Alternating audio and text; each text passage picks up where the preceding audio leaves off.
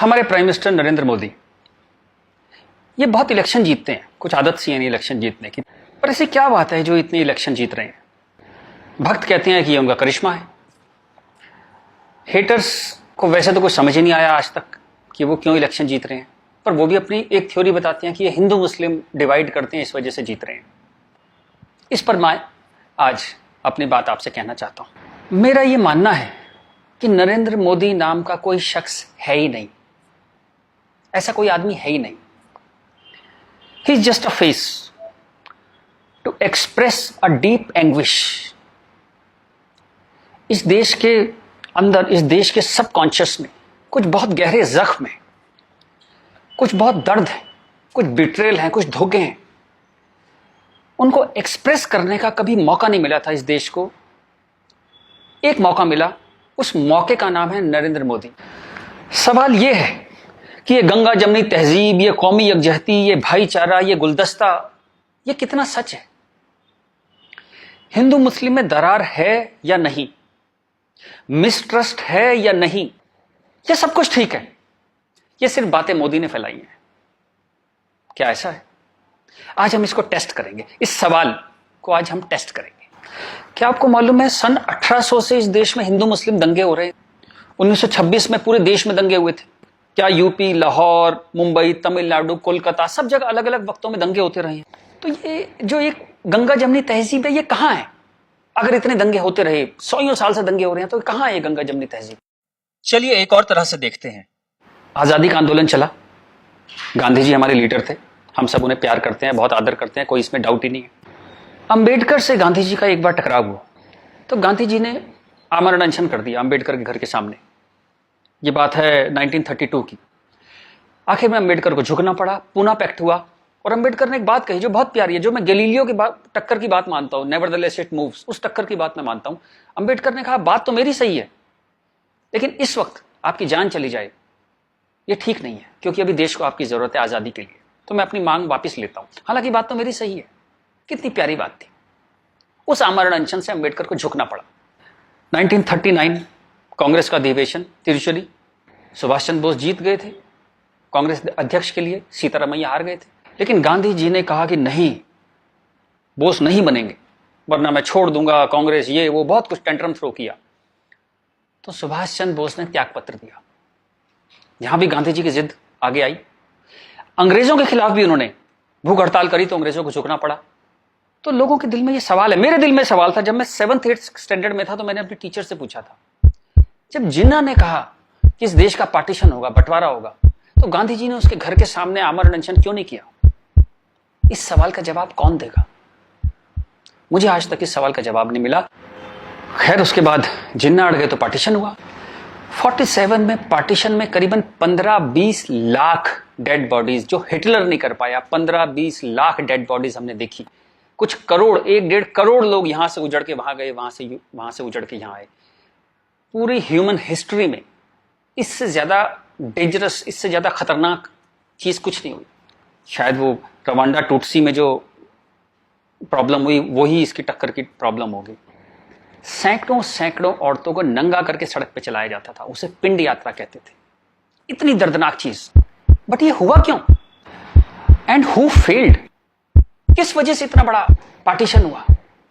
सिर्फ एक वजह से कि मुस्लिम्स ने कहा हम आपके साथ नहीं रहेंगे। और आप बकवास आज भी करे जा रहे हो गंगा जमनी तहजीब की, कौमी यकजहती की। 20 लाख लाशें गिर गई, आप अभी भी सच का सामना नहीं करोगे? उसके बाद जो पार्टीशन से लोग आए, यहां बहुत सारे शहरों में रहे, और अगले 20, 25, 30 साल बड़ी गरीबी में रहे। ना उनके पास पैसे थे, ना कैंप बोल दिया जाता था, वहां कैंप में रहते थे। बहुत तकलीफों से उन्होंने 20-30 साल बिताए। अब तो वो लोग नहीं है, गुजर गए, लेकिन उनकी वो दर्द की, वो जो रोंगटे खड़े कर देने वाली उनकी कहानियां थी, वो कहानियां जिंदा है। वो लोग जिंदा नहीं है, पर वो कहानियां जिंदा है। और याद रखिएगा, कहानियां अपने हीरो से, अपने कैरेक्टर से ज्यादा उम्र रखती हैं। जीसस चले गए, कहानियां हैं। राम चले गए, कृष्ण चले गए, उनकी कहानियां चलती हैं हजारों सालों से। तो वो लोग चले गए, पर वो कहानियां इस देश के सबकॉन्शियस में चली गई हैं, कलेक्टिव सबकॉन्शियस में वो कहानियां हैं।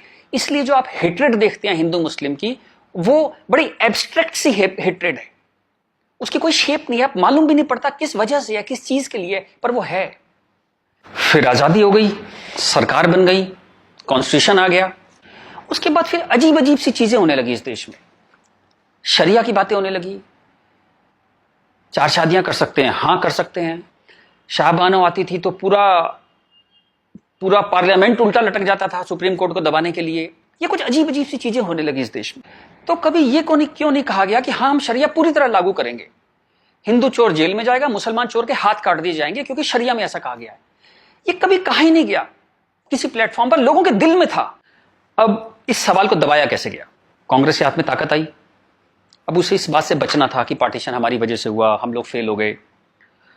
तो उन्होंने सारे टेक्स्ट बुक अपने हिसाब से लेके सारे यूनिवर्सिटीज के वाइस चांसलर्स और ये एनसीईआरटी, सीबीएसई सबके हेड्स उन्होंने अपने आदमी भर्ती करने शुरू किए। उन्हीं लोगों को पद्मश्री देना शुरू किया, उन्हीं लोगों को तमाम मनसब और तमाम तरह की, वही चीफ गेस्ट बनते थे जलसों में। सारी टेक्स्ट बुक वैसी छपने लगी, जहां बस यही बताया जाता था कि दे दिया हमें आजादी, बिना खड़क बिना ढाल। और वो जवाहरलाल नेहरू या फूल लगाते थे और उस बच्चे उन्हें चाचा नेहरू कहते थे। लाइसेंस राज था, सारा प्रेस उन्होंने कंट्रोल किया। और खुद वो बड़े मजे से रोजा इफ्तार की पार्टियों में जाते थे। वो पार्टियां जहां ये बताया जाता था कि कोई मिसट्रस्ट नहीं है इन दोनों कौमों के बीच में, बढ़िया दावतें खा रहे थे, रोजा इफ्तार कर रहे थे। कांग्रेस बिकेम अ मछली मार पार्टी। उन्होंने मुस्लिम वोटों की फिशिंग स्टार्ट कर दी, यहां से फिशिंग स्टार्ट हुई। और अगेन वही बात, कैरेट, एक बार जब बात समझ में आ गई तो फिर जितने नए नए लीडर आने लगे, लालू, मुलायम and so on, Mamata Banerjee, सब वही फिशिंग में लग गए। मैं एक बड़ा इंटरेस्टिंग एक अपना परसेप्शन देना चाहता हूं आपको। ब्रिटिशर्स जो 47 में इंडिया छोड़ के चले गए, मान लीजिए आजादी के बाद वो यहीं रह जाते, मान लीजिए जैसे साउथ अफ्रीका में हुआ। वहां से जब अंग्रेज छोड़ के गए तो सारे अंग्रेज छोड़ के नहीं गए, बहुत सारे अंग्रेज वहीं रह गए अफ्रीका में। आप उनकी क्रिकेट टीम देखते हैं ना, सारे उनके ग्रीम स्मिथ और पोलक और सब उनके एबीडी, सारे उनके प्लेयर्स जो हैं, जो नेशनल हीरोज हैं, वो वाइट हैं। एक दो रबाडा वगैरह, रबाडा और वो सब खेल लेते हैं, बट मोस्टली वाइट्स खेलते हैं। अंग्रेज वहां से छोड़ के नहीं गए, वहीं रह गए। खैर, नेल्सन मंडेला ने उनको इतना खूबसूरती से हैंडल किया कि उस देश में भी वरना पार्टीशन होता और ऐसा ही खून बहता, पर वो इतने ही स्मार्टली उन्होंने हैंडल किया। वो एक अलग कहानी है, पढ़िएगा उसके बारे में। इस दुनिया की सबसे इंस्पायरिंग कहानियों में से है जो मंडेला ने किया। Great great guy. खैर, अगर यहां ऐसा होता कि ब्रिटिशर्स यहां रह जाते, तो मैं आपको एक मेरा ये एक आकलन है, तो 20-30 साल बाद एक पॉलिटिकल पार्टी पैदा होती जो उनके वोट की फिशिंग करती, और हमें यह समझाया जाता कि हिंदुस्तानी और ब्रिटिशर्स में कभी कोई झंझट था ही नहीं। They were friends, they were happy. हम मिलके होली, दिवाली, ईद मनाया करते थे। और ये जनरल डायर, ये तो आप झूठी बातें हैं, जलियांवाला बाग में गोली चला दी जनरल डायर ने, ये सब एग्जेजरेशन है, राइट विंगर्स ने पैदा किया है। अगर अंग्रेजों के भी वोट यहां पे होते तो ये झूठ चलता रहा और Hindus got sick of it. पर कहने का कोई रास्ता नहीं था, कोई आउटलेट नहीं था इस बात को कहने का, कोई ऐसा चेहरा नहीं था वो जिसके साथ वो बात कहते कि वो एम्पैथी से हमारी बात सुनेगा। अब यहां मैं थोड़ी सी डिटूर लेना चाहता हूं। कांग्रेस ने इस देश की बहुत सेवा की है। अगर इतनी मॉडर्न आउटलुक के नेहरू जी ना होते तो देश यहां तक ना पहुंचता। उतनी भयंकर गरीबी में जब दंगे भी थे, वॉर भी थे, नेहरू जी ने इसरो के बारे में सोचा, एटॉमिक पावर के बारे में सोचा, आईआईटीज के बारे में सोचा। ग्रेट गाय, जो उनकी अच्छाइयां वो अच्छाइयां हैं, बट इसी के साथ जो गलतियां भी उन्होंने बहुत बड़ी करी। एक इतनी बड़ी चीज को, एलिफेंट इन द रूम जिसको बोलते हैं, डायनासोर आपके सामने खड़ा था, आप उसे एड्रेस, उसका सॉल्यूशन नहीं निकाल पाए, कम से कम हाँ तो कहते डायनासोर खड़ा है। और झूठ ऐसे ऐसे चलाए, जैसे कश्मीर के बारे में झूठ चलाया। 370 का तो कुछ हो नहीं सकता भाई, महाराजा हरि सिंह ने यही शर्त पे विलय किया था कश्मीर का, क्योंकि 370 उन्होंने तब किया, तो कुछ हो ही नहीं सकता इसका। अब पता लगा ये झूठ है, महाराजा हरि सिंह ने ऐसा कुछ साइन ही नहीं किया था। ये तो दलाल टाइप के लोगों ने 1.5 साल बाद, 1.25 साल बाद लाए 370, और अंबेडकर ने साफ साफ मना किया कि नहीं है ये 370 नहीं लगाऊंगा, इतनी खराब है ये, फिर भी लगा दिया आपने, जबरदस्ती ठोक दिया आपने। अब मैं अपनी बात पे वापस आता हूं कि नरेंद्र मोदी कोई आदमी है ही नहीं, ये वो खूंटी है जिसपे इस पूरे देश ने अपना ये जो बरसों का गुस्सा है, 50 साल का नहीं, 150-200 सालों का गुस्सा टांगना शुरू कर दिया उस खूंटी पे। डिस्कशंस स्टार्टेड हैपनिंग, गुस्से को एक जगह मिली, एंगर फाउंड अ वेंट। चलिए एक और बात करते हैं। मेरा मानना है कि हम लोग एक एहसान फरामोश कौम है। जी बिल्कुल ठीक सुना आपने, हम एहसान फरामोश लोग हैं। गुरु अर्जुन देव, गुरु तेग बहादुर, बंदा बहादुर, भाई मती दास, हकीकत राय, गुरु गोविंद सिंह, आपने नाम सुने, सिख गुरुज, उनके साथी। जब हिंदू कौम इस्लामिक रूलर से बहुत परेशान थी, फोर्स कन्वर्जन हो रहे थे, बहुत जुल्म हो रहे थे, जजिया वजिया बहुत चीजें थी। तो इन्होंने हिंदुओं को बचाने के लिए ये सब कुर्बानियां दी। किस गुरु को जिंदा जला दिया गया, किसको गर्म तवे पे भून दिया, बात समझ रहे हैं आप, जैसे सब्जी बनाते हैं आप, गर्म तवे पे जिंदा भून दिया, किसको आरे में से बीच में से काट दिया, किसको रुई से बांध के जला दिया, किसके बच्चों को दीवार में चिनवा दिया, किसके बच्चों के दिल निकाल के बाप के मुंह में ठूस दिए। ये सब कहानियां हमने पढ़ी। इनकी कविताएं हम स्टेज पे गाया करते थे जब हम छोटे थे। हकीकत हूं, हकीकत को हकीकत जब बताऊंगा, हूं एक लाखों को हकीकत मैं बनाऊंगा। इस सारे जुल्म को सहकर हिंदुओं में से एक वॉरियर कौम पैदा हुई, खालसा। पर आजादी के बाद टेक्स्ट बुक, कांग्रेसियां टेक्स्ट बुक थी सारी, इरफान हबीब, रोमिला थापर, इन सब ने हमें हिस्ट्री पढ़ानी शुरू करी और ये कहा गया कि भाई हम बड़े सेकुलर हैं, सेकुलर रहो और प्रोग्रेसिव बातें करो। अगर आपने ये सब बातें करी तो बड़े आप कम्युनल कहलाओगे। तो हम बड़े कंफ्यूज से हो गए कि क्या करें। तो कुछ समझ नहीं आया तो हमने सिखों पे जोक बनाने शुरू कर दिए। कल्पना कीजिए, हिंदुओं में से उठी हुई एक कौम जिसने इतने बलिदान दिए, आज हम उसके ऊपर चुटकुले बनाते हैं। बजाय उस कौम को सिर पे बिठाने के हम उस पर चुटकुले बनाने लगे। चलिए, ये वक्त भी देखा इस देश ने। यहां से प्रॉब्लम शुरू हुई। जिन मुस्लिम रूलर्स के हाथों, जिससे पूरे लंबे वक्त में वो जो हमने तकलीफें सही, जैसे ब्रिटिशर्स के हाथों सही, ब्रिटिशर्स चले गए, उन मुस्लिम लोगों के हाथों जो हमने इतनी तकलीफें सही, उनको आजादी के बाद हम कुछ एड्रेस ही नहीं कर पाए और कंफ्यूज हो गए कि ये सब जुल्म हुए भी थे या नहीं थे। ये गुरुओं ने जो इतनी बलिदान दिए थे, जो इतने सैकड़ों सालों से ये जो गुरुद्वारे बने हुए हैं, ये सच्चे हैं कि नहीं है, या ये मोदी ने बना दिए जाके चुप चुप के 200-300 साल पहले मोदी ने बना दिए। अंदर ही अंदर एक कैंसर है, इस गुस्से का एक कैंसर है जो इस देश को खाए जा रहा था कई सौ साल से। वो कैंसर पार्टीशन में दिखाई दिया। आपके 2 हाथ काटने पड़े, एक भारत एक पाकिस्तान बन गया, एक बांग्लादेश बन गया, 2 हाथ कट गए आपके अंदर इतना बड़ा कैंसर था। लेकिन आप क्या करते हैं, आप लिपस्टिक लगाते हैं, पाउडर लिपस्टिक लगा के आप कहते हैं भाई everything is well, all is well. चलिए इस प्रॉब्लम को एक और तरह से देखते हैं। तो ये भारत, पाकिस्तान, बांग्लादेश तीनों को मिला दें तो करीबन 50 करोड़ मुस्लिम लोग हैं यहाँ पे रहते हैं।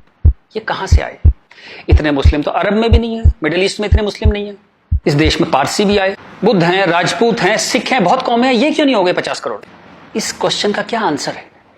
फिर एक दलाल टाइप के जो लोग हैं उन्होंने एक नया नैरेटिव स्टार्ट किया। ये पिछले 25-30 साल से ज्यादा जोर पकड़ा इस नैरेटिव ने, 20-25 साल से, कि ये प्यार से कन्वर्ट हो गए। ये हिंदू ही थे, प्यार से कन्वर्ट हो गए। वेरी गुड, वाह। ये कहा गया सूफी संत आते थे, दरवेश फकीर वकीर आते थे, उन लोग प्यार से कन्वर्ट हो गए। मैं आपको एक एग्जांपल देता हूं। जैसे हमारा एक बहुत बड़ा देश था, ऐसे एक बहुत बड़ा देश था पर्शिया। वहां पारसी रहते थे और वो कलाओं में, ट्रेड में, एजुकेशन में बहुत ऊपर देश था। उसकी वो पूरी सिविलाइजेशन बहुत हाई पे थी। ये मिडिल एजेस की बात है। मुस्लिम्स का अटैक हुआ, करीबन 25-30 साल में एक भी पारसी जिंदा नहीं बचा। सारे देश छोड़ के भाग गए, मर गए, लूट, हत्या, बलात्कार। और 25-30 साल में एक नया इस्लामिक मुल्क बन गया। बाद में जिस मुल्क का नाम पड़ा ईरान। सारे पर्शियंस कहां गए? कुछ भाग के तो हिंदुस्तान भी आ गए थे। वो प्यार से कन्वर्ट हो गए। ऐसा प्यार इस दुनिया ने कई बार देखा है। अफ्रीका में, एशिया में ऐसा प्यार 25-30 कंट्रीज ने बर्दाश्त किया है और वो 25-30 कंट्री टोटल इस्लामिक बन गए। और लेटेस्ट कश्मीर, जब वहां से 3 लाख 4 लाख हिंदू भगाए गए तो वो प्यार से भागे वहां से और पूरा कश्मीर इस्लामिक हो गया। Make no mistake, it's a caliphate. जो बगदादी करता है खलीफा जो अपना साम्राज्य बनाता है जहां सिर्फ मुस्लिम होते हैं और अगर गैर मुस्लिम है तो उन्हें डिम्मी बन के रहना पड़ेगा, खत्म होकर रहना पड़ेगा। वो कैलिफेट है इस्लाम की। इस वक्त कश्मीर में, हिंदुस्तान में कैलिफेट है। 1921 में मालाबार में दंगा हुआ था, वहां भी कैलिफेट बनाने की कोशिश की गई थी। कुछ 50,000 या 1 लाख हिंदुओं को बाहर निकाल दिया था वहां से, फोर्स्ड कन्वर्जन किया था। तो तब नहीं बना पाए, लेकिन आज कश्मीर में कैलिफेट है। ध्यान रखिएगा, ये आपकी गुलदस्ता और कश्मीरियत, जमहूरियत, इंसानियत सबके बीच में एक कैलिफेट बन गई। लेकिन आप कहते हैं कुछ हुआ ही नहीं है।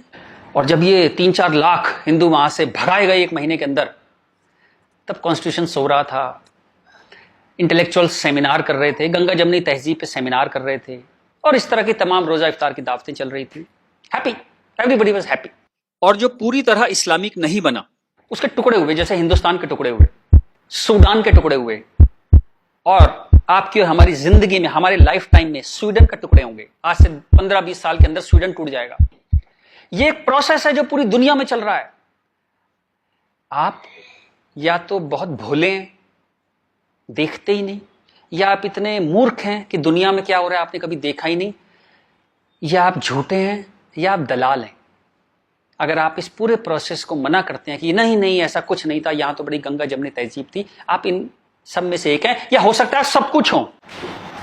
चलिए मैं आपके साथ एक एक्सरसाइज करता हूं।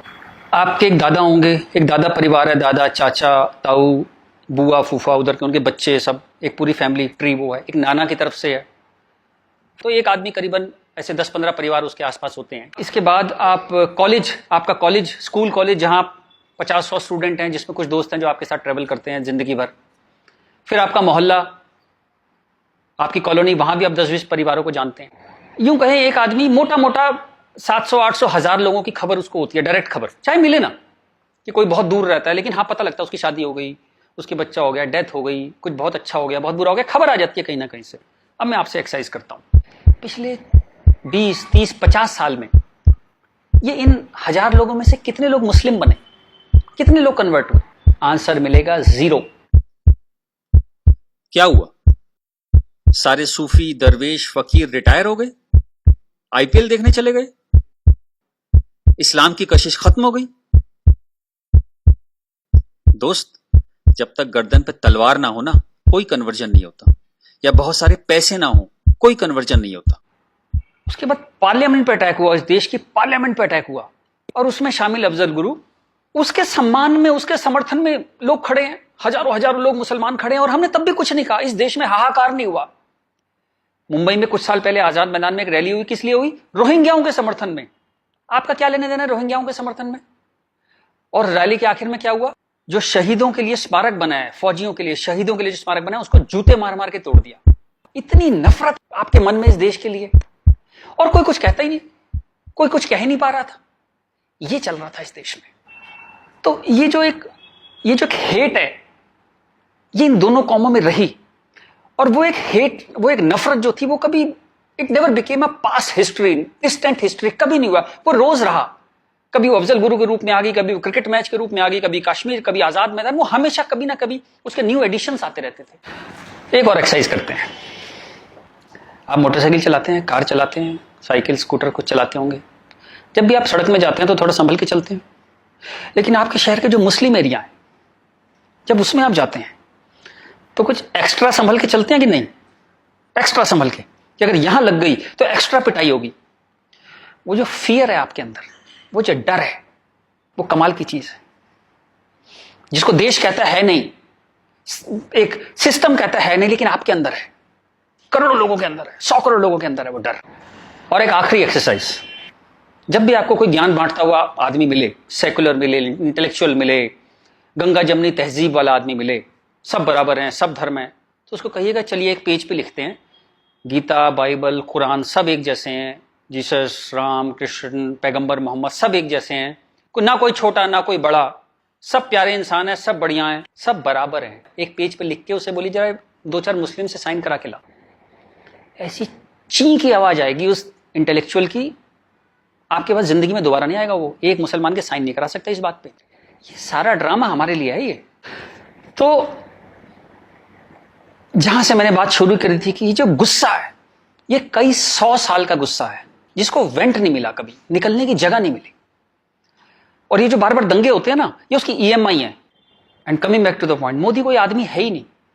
मोदी वो मौका है, और वो गारंटी है कि इस बार जब शाहबानो पार्लियामेंट में आएगी कि हलाला हो गया, कि 4 विवाह हो गया, कुछ हो गया, इस बार पार्लियामेंट ब्लैकमेल नहीं होगी। वो एक शख्स नहीं है, वो एक इमोशनल बाम है, एक इमोशनल मलहम है, जिसकी इस देश को कई 100 साल से जरूरत थी।